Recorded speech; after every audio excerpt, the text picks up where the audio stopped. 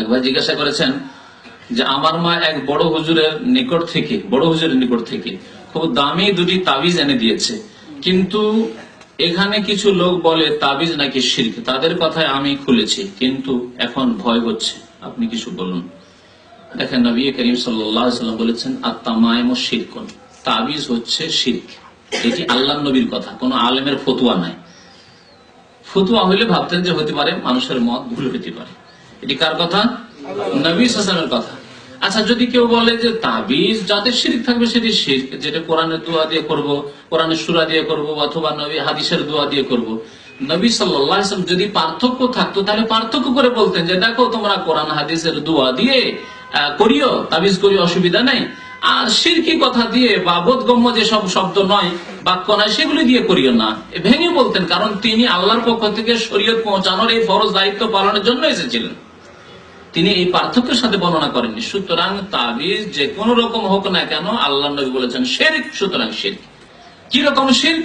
পূজার শিরক নয়, সেজদা করার শিরক নয়, তাবিজকে কেউ সেজদা করে না, কিন্তু ভরসার শিরক।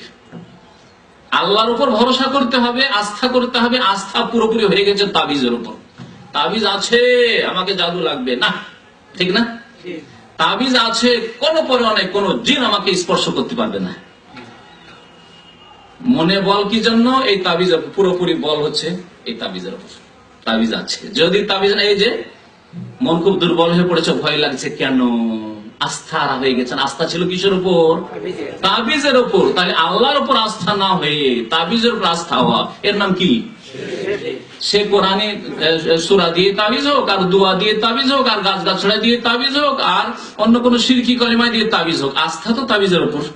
আল্লাহ কি বলছেন? বহু আয়াত রয়েছে, একটি আয়াত বলছে ওয়া আলাল্লাহি ফাতাওয়াক্কালু ইন কুনতুম মুমিনিন, আল্লাহর উপরেই একমাত্র ভরসা করো যদি তুমি মুমিন হও।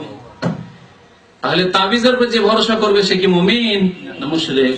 মুশরিক হয়ে যাবে।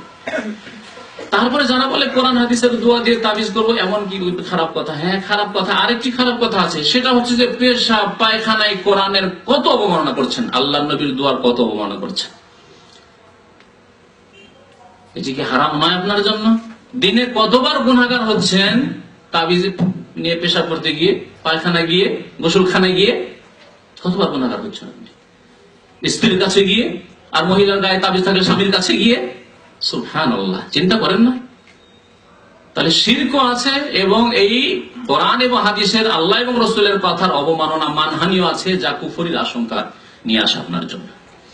সুতরাং খবরদার, তাবিজের উপর ভরসা না করে আল্লাহর উপর ভরসা করেন। যারা আমরা তাবিজ করি না, জীবনে লিখি না, তাদের কি ক্ষতি হয়েছে বলুন তো দেখি? আল্লাহ না চাইলে কারো ক্ষতি হবে না। আর আল্লাহ যদি চান কারো কোনো বালা মুসিবত, তাহলে ভালো মানুষ হলেও বালা মুসিবত আসতে পারে, পরীক্ষার জন্য আসতে পারে। আর খারাপের আযাব মুলুক আসতে পারে। খারাপের উপর বালা মুসিবত আযাব শাস্তি হিসাবে আসতে পারে, আর ভালো লোক শত লোকের উপর কোনো বালা মুসিবত বিপদ আপদ পরীক্ষার জন্য। দেখি পরীক্ষা আমার বান্দা পাস করছে কিনা। ইব্রাহিম আলাইহিস সালামকে পরীক্ষা করেছেন, ইউসুফ আলাইহিস সালামকে জেলে দিয়ে আল্লাহ পরীক্ষা করেছেন, আইয়ুব আলাইহিস সালামকে অসুস্থ করে আল্লাহ পরীক্ষা করেছেন, পরীক্ষা করছেন। সুতরাং আল্লাহর ভরসা করেন, আর তাবিজ করবেন না। এই তাবিজের সাথে আরেকটি প্রশ্ন ছিল, মুখে আমাকে জিজ্ঞাসা করেছিল এক ভাই। সেটা হচ্ছে যে এক ভাই সুতা বেঁধে রেখেছে, সুতা। অনেকে বালা রাখে, হ্যাঁ, পায়ে হোক, হাতে হোক, বাচ্চার কোমরে হোক, রাখে না? কালো হোক আর সাদাই হোক, যাই হোক না কেন, নবী করিম সাল্লাল্লাহু আলাইহি ওয়াসাল্লাম নিষেধ করেছেন। একজনের হাতে খেত, মানে ওই টাকা সুতা বাঁধা ছিল। জিজ্ঞাসা করলেন যে কি বাবা?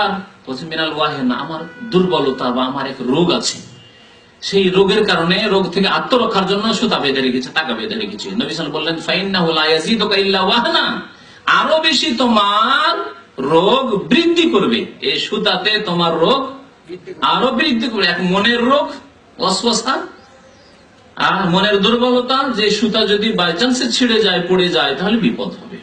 কেউ যদি ছিঁড়ে নেয় মুশকিল হয়ে যাবে। আর সবচেয়ে বড় রোগ হচ্ছে শিরকের রোগ, কুফরি রোগ। ফি কুলুবিহিম মারাদুন ফাযাদাহুমুল্লাহু মারাদা, সূরা বাকারায় যে রোগের কথা, মারাদের কথা বলে, কোন রোগ? শিরকের রোগ, কুফরি রোগ। আপনার শিরকের রোগ। আরো কি বলেছেন নবী সাল্লাল্লাহু আলাইহি ওয়াসাল্লাম? শুনবেন, ওই হাদিসটি পুরো করি। ফাইন্নাকা লাউ মিত্তা, এই অবস্থায় তুমি যদি মরে যাও, ওয়াহি আলাইকা, আর এই সুতা, টাকা, বালা যদি তোমার কাছে থাকে, তোমার হাতে কোমরে, বা তোমার ছেলে মেয়ের হাতে কোমরে, বাড়িতে ইত্যাদি যদি থাকে, মা আফলাহতা আবাদা, কোনদিনই তুমি মুক্তি পাবে না, কখনো তুমি মুক্তি পাবে না। তাহলে ভালো করে শুনে রাখুন যে এইসব করা শিরকি কাজ তা করবেন, আল্লাহর উপর ভরসা করতে চেষ্টা করুন।